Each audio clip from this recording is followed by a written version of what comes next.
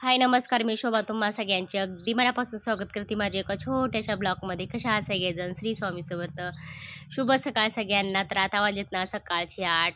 तर आता गौरीसाठी ना असं लगबग चालू आहे. तर घराची ना स्वच्छता करायची अलीकडची. तर घराची ना अगोदरच मी फराळाचं करायच्या अगोदर सगळी स्वच्छता केली होती. आणि ज्या घरात आम्ही गौरी बसवतो ना ते घरच राहिलं होतं मेन म्हणलं तर. तर असं सकाळी सकाळी बघा ह्यांची कामाची गडबड चालू झाली. आज ह्यांनी सुट्टीच घेतलेली. तर असं सगळं स्वच्छता करायचं चालू आहे असं. आणि असं अधूनमधून अक्षताचं पण मदत करायचं चालू होतं. आणि कपडे वगैरे अख्खी खोली आम्हाला सगळी रिकामी करायची होती. आणि सगळा पसारा म्हणलं तर इकडं तिकडं असं बाहेर ठेवायचं होता. कपाट वगैरे बेड हे सगळं बाहेर काढायचं होतं. आणि सगळा पसारा काढून झाला. तर ह्यांची बघा प्रत्येक वेळेस अशी मला कामासाठी ना मदत असते. तर ह्यांचं चाललंय सगळं पत्रा झाडून झटकून सगळं घ्यायचं. आणि परत पत्रा एक एक पनाळी करून असं पत्रा पुसायचा. आणि आज सकाळी सकाळी बघा असं बाप लेकीचं चाललं होतं घराची साफसफाई. आणि माझं इकडं चाललं होतं चिवडा बनवायचं. आणि सगळं बघा हे सगळा पसारा तिकडचा पसारा ना तर इकडं आणून ठेवायचं चालू होतं. गादी वगैरे असा बराच पसारा झाला होता ना. आणि इकडं सुद्धा भरपूर अशी दळणं होती. आणि काय काय पसारा भांडी वगैरे म्हणलं तर इकडं पण ठेवलेले आहेत. बेडमधली सगळी भांडी कपडे जे काय होते ना ते इकडं काय तिकडं काय असं ठेवायचं चालू होतं. आणि सगळी खोली अख्खी रिकामी करायची होती. बेडमधली बघा बेडमध्ये इतका पसारा बसतो ना खरंच बापरे. इतका सांगायलाच नको इतका पसारा बसतो.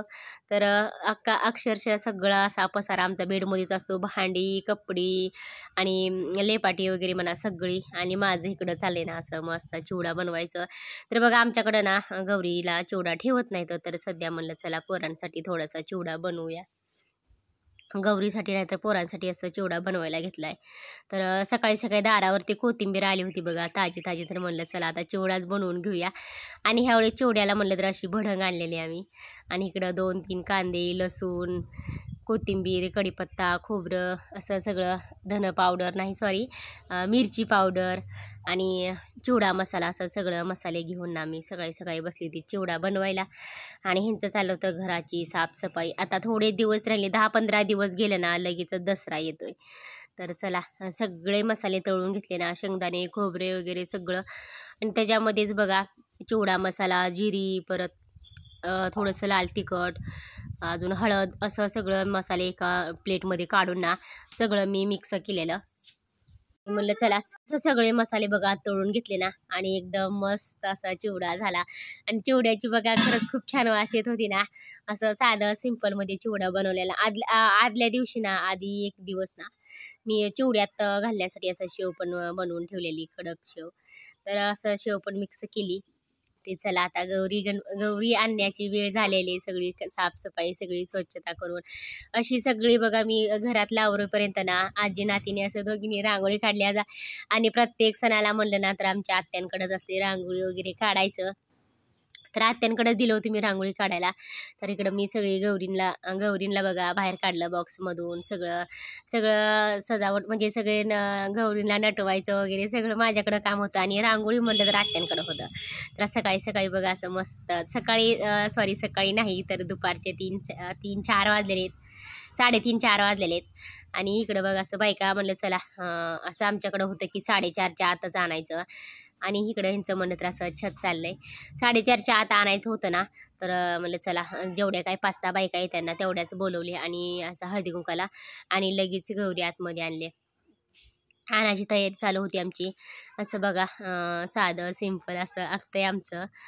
गौरी आत आणायचं पण असं थोडंसं एका प्लेटमध्ये कुंकाचं पाणी वगैरे करून. आणि प्रत्येक वेळेस असं मीच गौरी घेत असते आतमध्ये. तर आत्यांना चालणं होत नाही गुडघ्याने ना त्यांचा गुडघ्याचा त्रास आहे त्याच्यामुळे मलाच घ्यावं लागतं गौरी आतमध्ये. आणि असं कोणी असेल ना तर आमच्या शेजारच्या ताई होत्या तर त्यांनी छाप मारलं. आणि अगोदरच रांगोळी वगैरे काढली होती. तर असं आमची पद्धत असते बघा गौरी आतमध्ये आणण्याची. तर असं छोटी छोटी लक्ष्मीची पाऊल काढून गौरीचे पाऊल काढून रांगोळी छोटी छोटी काढून. आणि आम्हाला न्यायच्या होत्या ना देवाऱ्यापाशी न्यायच्या होत्या. तर आम्ही अलीकडच्या घरात गौरी बसवतो. पण आता सध्या त्या घरात ना ह्यांचं चाललं होतं छत द्यायचं. तर छत पण द्यायची तयारी चालू होती. तर आम्ही आता सध्या इकडं देवापाशीच नेणार आहे. तर असं बघा अधूनमधून छोटे छोटे लक्ष्मीची पाऊल काढून असं छोटी छोटी रांगोळी काढून असं गौरी आणायचं चालू होतं आमचं 5-7 बायका बोलवून ना. तर बरीच गडबड आणि इतकी धावपळ असते ना, बापरे काहीच कळत नाही. आणि अक्षरशः मला तर फोन हातात घेणं पण होत नव्हतं. हे काम झालं की ते काम, ते काम झालं की हे काम. एक काम करत तर दुसरं काम पुढं दिसायचं, एक काम करत तर पुढं दुसरं काम दिसायचं. असं व्हायचं ना, फोन पण हातात घ्यायला वेळ भेटत नव्हता. आणि अधूनमधून म्हणलं तर दळणं वगैरे असायची. तर चला आल्या गौरी आतमध्ये, त्यांना चहा पाणी असं माझं चाललंय. चहा अगोदर पाणी त्यांना तांबी भरून ठेवलं, नंतर न बघा असं चहा, लगेचच चहा पिला. चहा बनवला तर त्यांच्या असं पाहुणचार असतो आमचं, साधं सिंपल जसं असेल तसं असं पाहुणचार करते मी प्रत्येकच वर्षी. आणि संध्याकाळी बघा नैवेद्यासाठी ना ज्वारीचं पीठ होतं शिल्लक, पण म्हणलं चला आता ताजं ताजं पीठ दळून घेऊया. तर ताजी ताजी पिठाची असं म्हणलं ज्वारीची भाकरी बनवूया गौरीसाठी. आणि शेपूची भाजी, तर शेपूची भाजी मी सकाळी सकाळीच घेतली होती. आमच्या इथं ना दारावरती भाजी आली होती विकायला, तर मला आता सकाळी सकाळीच भाजी घेऊन ठेवूया. आणि असं बघा छान असं छोट्या छोट्या गौरीसाठी 2-2 भाकरी बनवल्या. दोघींना 2-2 असं छोट्या छोट्या भाकरी बनवल्या. आणि प्रत्येकाचं वर्ष असं आमचं दोघींचं 2-2.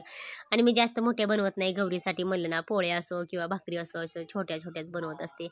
असं बघा भाजी बनवली लगेचच. आणि गौरींना एक एक घास भरवला अगोदर. आणि नंतर बघा त्यांच्यापाशी ठेवलं नैवेद्य. आणि सगळ्यांच्या जेवणासाठी असं बटाटा बनवलेलं, परत इकडं शेपूची भाजी होती आणि भाकरी. आणि बरंचसं काम होतं ना, साधं सिंपल बनवलं असं पटपट आवरायचं होतं ना. आणि छत द्यायचं चालू होतं आमचं, गौरींना साड्या नेसवायचं. आणि इकडं म्हणलं तर आमच्या भाचीबाई आल्या त्या माझ्या मदतीला, गौरींना साड्या नेसवायला आल्यात ना. आमच्या भाचीबाईला काष्टा साडी म्हणा, परत असं साधी साडी म्हणा, असं बरंच 2-3 प्रकारचे आहेत, मला माहीत नाही, पण त्यांना येत असते असं नेसवायला गौरीला.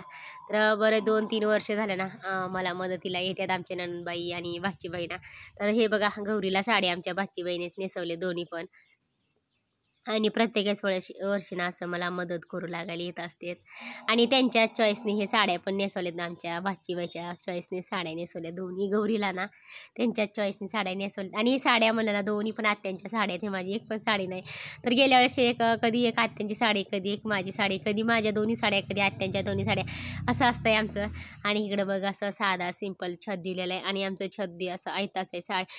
गेल्या ह्याच्या अगोदर ना, गेल्या वर्षी म्हणा, त्याच्या गेल्या वर्षी म्हणा, आमची इतकी आपदा व्हायची ना छद्दीला. ही साडी टाक, ती साडी टाक, असं 5-7 साड्या टाकायचं. आणि इकडं येळूच्या काट्या बांध, तिकडं बऱ्याच काट्या बांधाव्या लागायच्या आणि साड्या टाकाव्या लागायच्या ना.